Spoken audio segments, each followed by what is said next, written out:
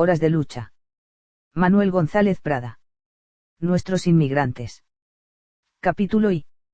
Gracias a la protección de gobiernos y a la indolencia o complicidad de gobernados, sigue la invasión negra. Casi ningún va por arriba del sur o del norte sin aportar al Callao una remesa de clérigos, frailes y monjas. Con las persecuciones religiosas en el país más lejano del nuestro, recrudece la invasión, cuando los demás sacuden el plumero, a nosotros nos llueven las moscas. Padres y hermanas acuden al Perú, como zánganos a su colmena, salvo que afluyan como vendimiadores a su viña. Los inmigrantes que vienen a ejercer una profesión o un oficio, luchan con grandes obstáculos y muchas veces no logran arraigar, los que solo importan la tonsura y un poco de latín, no dejan de hallar nido espacioso donde cobijarse ni terreno fértil donde cosechar. Efectivamente, el pedagogo extranjero cuenta por adversarios a los pedagogos nacionales, el médico, a los médicos, el comerciante, a los comerciantes, el artesano, a los artesanos, mas el clérigo y el fraile, caigan de donde caigan, no despiertan rivalidades ni provocan resistencias, en la corona llevan pasaporte y recomendación, ejecutoria de honradez y diploma de omnisciencia.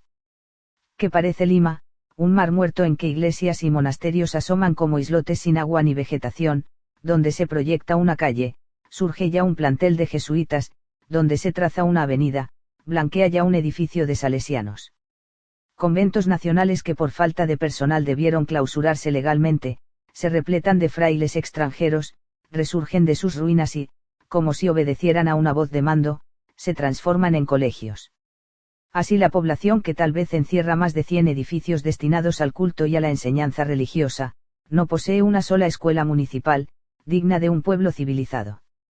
El Concejo Departamental edifica hoy el Liceo de Guadalupe, mas va desplegando tanta magnificencia en la erección de la capilla que sin duda considera el liceo como un accesorio y la capilla como lo esencial. A partir de 1895, vivimos bajo la férula de gobiernos abiertamente clericales. Desde el presidente de la República hasta el director de la Beneficencia y el miembro del cuerpo legislativo hasta el vocal de la Suprema, todos los funcionarios públicos hacen el papel de monaguillos. No satisfechos con besar la esposa de un obispo y seguir las procesiones en las fiestas de tabla, los hombres públicos se esmeran en ceder propiedades y otorgar auxilios pecuniarios a las congregaciones docentes. Basta que una asociación dependa de monjas o sacerdotes para merecer subvenciones de las cámaras, de los ministerios y de las municipalidades. La protección, el favoritismo para todo lo referente a la religión y las comunidades, raya en lo inverosímil. Cuando faltan decenas de soles para ayudar en algo a las compañías de bomberos, sobran centenas de libras esterlinas para obsequiar regiamente a una congregación. A religiosas se concede hospitales, manicomio, Instituto Sevilla, Taller de Santa Rosa, Cárcel de Santo Tomás, y se les deja fundar con el nombre de Buen Pastor una especie de Bastilla matrimonial donde algunos desalmados consiguen inhumar vivas a sus mujeres, después de haberlas ofendido y explotado. Si con el fomento de las congregaciones docentes se va poniendo la instrucción pública en manos de sacerdotes y monjas, con el establecimiento de las prefecturas apostólicas se abandona el oriente del Perú a la exclusiva dominación de frailes españoles. ¿Y qué hacer? Masones y liberales contribuyen a fundar obispados, decretan subvenciones a las comunidades religiosas, desempeñan sindicaturas de monasterios, apadrinan inauguraciones de altares y, lo peor de todo, educan a sus hijos en los Sagrados Corazones, San José de Cluny, La Recoleta, Santo Domingo, San Agustín o los jesuitas. Basándose en un liberalismo hipócrita, muchos incrédulos y racionalistas proclaman que en el seno de la familia debe seguirse esta máxima, al tratarse de religión, dejar hacer. De ahí que las mujeres hagan, ordenando que sus hijos se instruyan en escuelas de padres o de madres y prohibiendo que a sus casas ingresen periódicos de tinte medio liberal. Hay algo más, con anuencia de los maridos, y a veces contra la voluntad del esposo mismo, las matronas se hallan militarmente organizadas en hermandades, congregaciones o cofradías, bajo la dirección, visible o invisible, de algún eclesiástico. Amazonas del fanatismo, si no cogen una lanza ni montan un caballo, las mujeres rebuscan dinero, ejercen influencias, calumnian al hereje y viven listas para cargar los tisanes de la hoguera. Asistimos, pues, a una recrudescencia de fanatismo agravada por la incuria, debilidad o cobardía de padres y maridos. Más que a hijas y esposas, debemos inculpar y escarnecer a todos esos maridos sin virilidades en el cerebro, ellas pecan por ignorancia y de buena fe, ellos por maldad y bellaquería. Nada tan cómodo para el mal hombre como una mujer hipnotizada por el sacerdote, adormecida en el misticismo y rebajada a la condición de ente rezador, sin rebeldías, sin voliciones propias y hasta sin femineidad. Hay quienes empujan a sus esposas hacia el abismo religioso, como si arrojaran una flor al torrente o echaran un mueble a la hoguera. Y, cosa bien triste, sobran desgraciadas que se resignan al destino del mueble o de la flor. En algunos matrimonios rige un convenio tácito, la mujer, a iglesias y sociedades piadosas, el hombre, al garito, al lupanar o al retrete de su concubina. Y, mientras el pueblo arroja la fe y tiende a emanciparse del sacerdote, las clases dominadoras regresan a la superstición y reclaman el yugo sacerdotal. A Lima debe mirársele como el gran foco de las prostituciones políticas y de las mojigangas religiosas, como el inmenso pantano que inficiona el ambiente de la República. Si las clases dominadoras decayeron desde la guerra con Chile, el decaimiento no presenta señales de cesar. Casi toda la fuerza superior del organismo se desperdicia en maquinaciones de política sin vuelo, casi toda la sangre de las venas se malgasta en guerras de pretorianos y escaramuzas y serranías siguen dormitando en su barbarie colonial, los habitantes de la costa se pulen a medias, asimilándose lo malo de la civilización. Muchos de esos grandes hombres que pontifican en universidades y congresos o señorean en tribunales y ministerios, no llevan plumas en la cabeza porque las guardan en el cerebro. Desgraciadamente, no se vislumbra hoy ni la posibilidad de que a una generación nacida y crecida en el oprobio de la derrota sucedan generaciones levantadas, viriles, capaces de iniciar una reacción, lo que viene da muestras de valer tanto como lo que se va. ¿Y qué hombres obtendremos de niños educados por frailes y clérigos? ¿Qué beneficios lograremos en la cultura intensiva de una religión envejecida y moribunda? La invasión negra amenaza engrosar de modo formidable. Ya somos el refugio de los frailes lanzados del Ecuador y Filipinas, y si la expulsión de las congregaciones se realiza en Francia, las naciones sudamericanas servirán de inevitable reservorio a los expulsados. El contingente francés vale la pena de inspirar serios temores. La cuna de Voltaire y Víctor Hugo, el cerebro y corazón del mundo, es también la hija mayor de la Iglesia y la calamidad religiosa del globo terráqueo. Puede asegurarse que sin el brazo, la inteligencia y el metálico del pueblo francés, el catolicismo habría muerto de consunción. Francia abastece a las 5 partes del mundo, no solo de todas esas congregaciones masculinas y femeninas que drenan el oro al mismo tiempo que inoculan la superstición, sino de semanas religiosas, cruces, historias de Bernadette, agua de Lourdes, medallas, detentes, cromos, rosarios. Cristos de yeso, vírgenes de terracota y demás bondioserías grotescas. Pero, como a la vez sostiene y vulgariza las ideas humanitarias y redentoras, merecía igualarse con el mortícola que en el brazo derecho nos inoculara el virus de la hidrofobia, mientras en el izquierdo nos inyectara el suero antirrábico. Gambetta, el grande hombre de lentejuelas y papier y maché, decía, el anticlericalismo no debe convertirse en artículo de exportación. Lo que buenamente significa, para nosotros los franceses el libre pensamiento, y para ustedes los bárbaros el catolicismo, para nosotros el educador laico, y para los vecinos el padre jesuita o el hermano cristiano, para nosotros la ciencia, y para los demás el catecismo. Fundándose en doctrina tan original, los republicanos y ateos de París envían a las colonias francesas tantos monaguillos como funcionarios, se enorgullecen de que en el Santo Sepulcro algunos frailes cosmopolitas gorjeen un que Dieu sauve la République française, se lamentan porque, desde hace unos 10 años, en el Cairo celebran la misa consular de Austria, con el fin de oponerse a la misa consular de Francia, y deben de extrañar que la colonia francesa de Lima no festeje ya el 14 de julio. Con un solemne Te Deum en la iglesia de Guadalupe. Ateos y republicanos de semejante calibre suscitarían reclamaciones diplomáticas, si algún Estado sudamericano expulsara las congregaciones francesas o tratara de expropiar sus bienes. Cumple a la Francia de hoy proclamar que el anticlericalismo no debe convertirse en artículo de exportación. Civilizarse es adquirir un alma francesa, pero no el alma de un Gambetta ni de un Casimir Perier, de un Drummond ni de un Deroulede, sino de un Anatole France o de un Guyau, de un Berthalat o de un Claude Bernard. Capítulo 2. Según Rockefeller, en los clérigos hay 3 cosas negras, la sotana, las uñas y la conciencia. No garantizamos que, por fuera y por dentro, posean blancura de cisne los frailes hacinados hoy en los conventos de la República. Los españoles, difícilmente encerrarían mucho saber y mucha educación, siendo los detritus sociales recogidos en Filipinas, Cataluña y las provincias vascongadas. Pensando en cómo se abastece un convento, se mide cuánto vale una comunidad. Cuando escasea la sustancia prima para elaborar descalzos, se de Lima una comisión de padres con el fin de tirar la red en Manila, Barcelona, Bilbao, etc. Verdaderos pescadores de aguas turbias, los comisionados cogen en las redadas a cuantos desperdicios humanos vagamundean y roncan en los muelles o merodean y rastrojean en los campos. La pesca ofrece abundancia milagrosa en la época de las quintas, ansiosos corren a morder el anzuelo divino cuantos mozos desean evadir el servicio militar. Acopiada la materia prima, comienza la elaboración.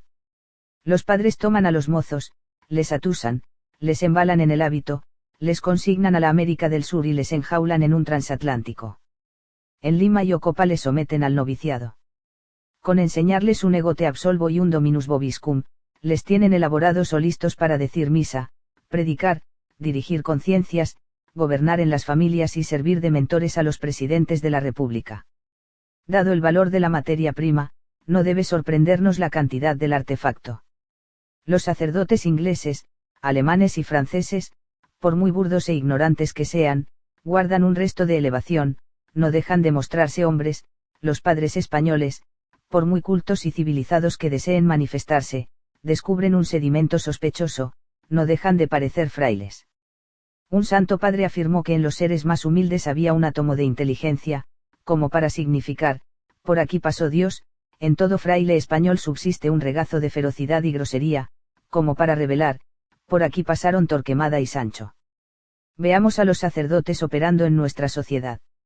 El francés se muestra insinuante, meloso y cortesano, de modo que rara vez nos causa una impresión desagradable, aunque viene adornado de maravilloso poder extractivo. Beneficia oro en minas donde todos hallaron piedras, recoge trigo en campos donde los demás cosecharon abrojos. Barbero celestial, descañona bolsillos sin dejarles pelo de moneda, vampiro de un orden seráfico, chupa sangre sin turbar el sueño del paciente. Despabila el dinero, dulcemente, calladamente, insensiblemente, compitiendo con las niñas busconas de Quevedo en el arte de sacar bolsas sin dolor. Nadie explota como él la vanagloria y vanidad, ingénitas en el alma de los beatos, con su Lourdes y su Sacreca Eurace dadivoso al gran tacaño, pródigo al caballero de la tenaza. Considerando al pobre como una fruta que no arroja bastante jugo por más que se la exprima, gusta de operar en las gentes elevadas y ricas, sin predicar una virtud severa ni reñida con lo mundano. Hasta juzga con benevolencia los tropiezos y caídas de pecadoras con traje de seda.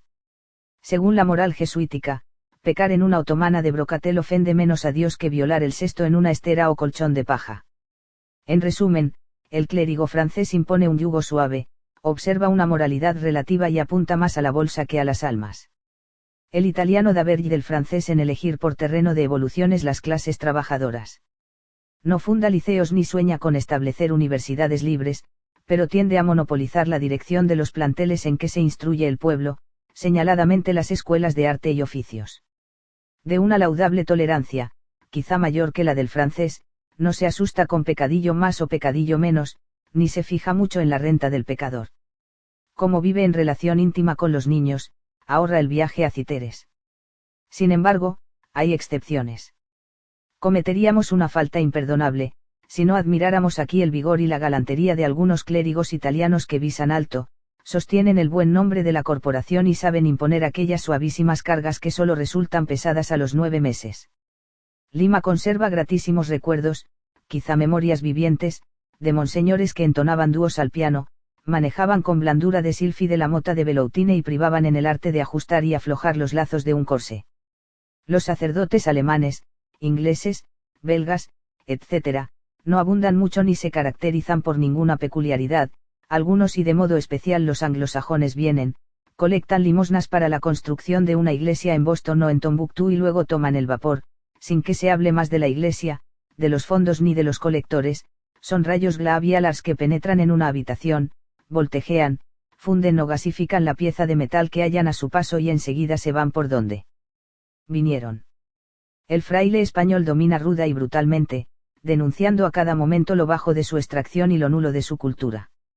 Habla como si excitara bueyes o instruyera reclutas, Acciona como si nadara o partiera un leño, no come, engulle y se atiborra, no se sienta, se repantiga o se tiende, al predicar, fulmina excomuniones y arroja tizonazos, al mendigar, arrebata, arrancha el dinero y las especies, llevando la sordidez de su codicia hasta el punto de maldecir al moribundo que no lega sus bienes a un testa de la comunidad.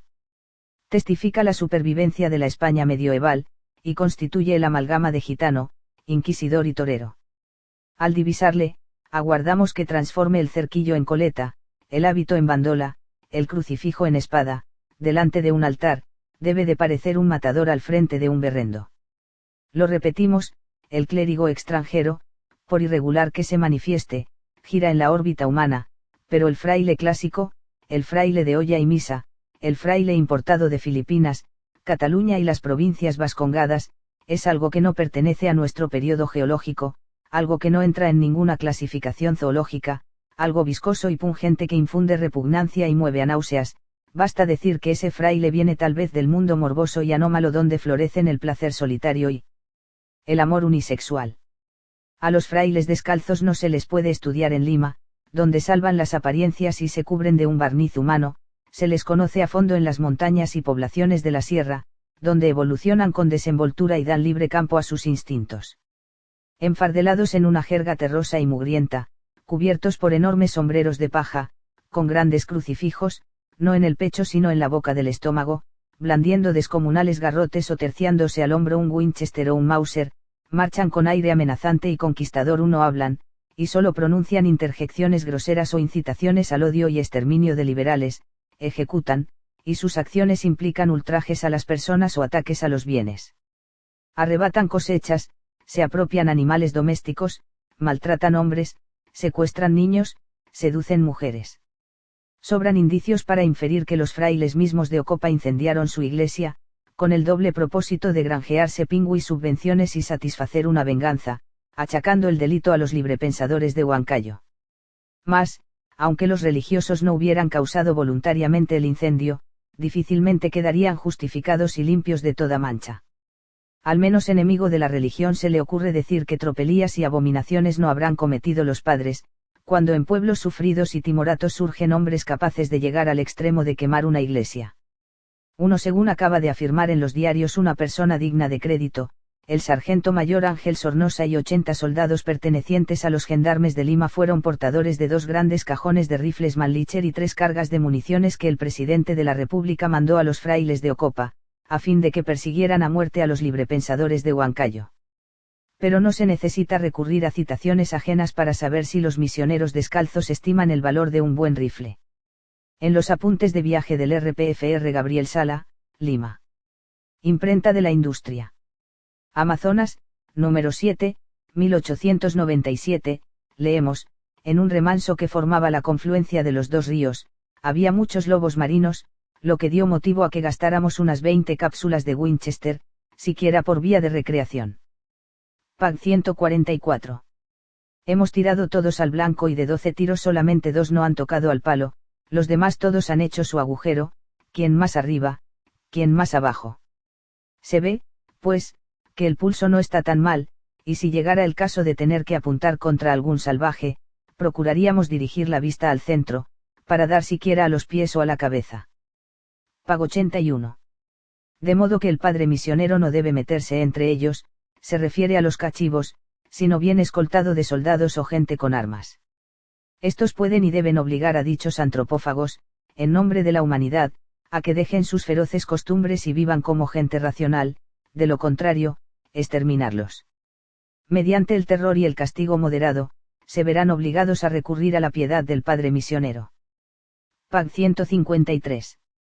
Ellos, los chunchos, mienten como los cholos, sin mudarse de colores, roban y destruyen sus casas entre sí, como si fueran unos verdaderos anarquistas, tienen relación con los diablos, peor que los luciferianos, se prostituyen y empuercan, como si fueran animales. Esto es, un chuncho quiere decir lo mismo que un hombre falso, traidor, ingrato, perezoso, tragador, vengativo e inconstante. ¿Y qué haremos con unos seres semejantes? Lo que se hace en todo el mundo, supuesto que no quieren vivir como hombres, sino como animales, tratarlos lo mismo que a estos, y echarles bala cuando se oponen injustamente a la vida y al bien de los demás. Pax 158 y 159. Después de caminar cerca de una hora, llegamos a casa del curaca José, en Inguiribeni. Le regalé pólvora, municiones, fulminantes y otras curiosidades, y le dije que si nos acompañaba hasta Chanchamayo o San Luis de Suaro, le regalaría cuchillos, pañuelos y otras cosas. Él se ofreció de muy buen agrado y nos sirve de cicerone en todos los casos y caminos, explicándonos y enseñándonos los cerros y quebradas, y hasta los huesos y calaveras de los que ellos han muerto en los combates. Pax 128 y 129. Todo lo que traíamos nos lo pedía, incluso el breviario y nuestro santo hábito de religioso, y viendo que yo tenía otro compañero, me dijo que se lo dejara allí, para formar una capilla como en San Luis de Suaro. Yo le dije que si se portaban bien y venía mucha gente, podría ser que más tarde hiciéramos allí un pueblo. Parece que le gustó mi incierto ofrecimiento, y prosigue muy contento en nuestra compañía. Si este hombre supiera leer y escribir podría ser tan fatal como Santos Atahualpa, es preciso, pues, mejorarlo, utilizarlo o exterminarlo, dado el caso de que así conviniera a la civilización y bien general de la sociedad. Pax 129 y 130. El padre Sala fue misionero descalzo, emprendió el viaje con auxilio pecuniario del gobierno y publicó su libro a expensas del Estado. Mas los sociólogos nacionales olvidan que el florecimiento de las comunidades religiosas coincide con el retroceso de las naciones, que el romanismo es una religión de vencidos y de esclavos, que si el cristianismo civilizó ayer a los bárbaros, el catolicismo barbariza hoy a los civilizados.